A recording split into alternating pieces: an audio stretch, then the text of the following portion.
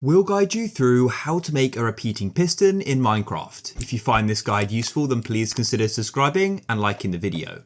So first of all, you need to go and grab some repeaters and you need to go and put them in a circuit just like so. So there's 4 around. And then what you need to do is fully open them up like this.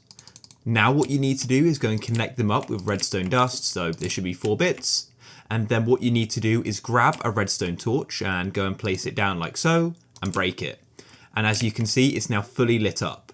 Now come to one of the bits of redstone dust, and then what we're going to do is go and break it and then replace it like so. And now as you can see, there's a circuit going around with it going off and on. And then all you want to do is go and create a bit of an offshoot like so. And then you want to go and grab another repeater and then place it away from the circuit like so. And then you can go and place the piston wherever you want it. I want it here. And now as you can see, it's opening and shutting. Grab a lever and just place it on it. And so then what you can do is actually turn off the piston if you want to, and you can always go and turn it back on when you want to.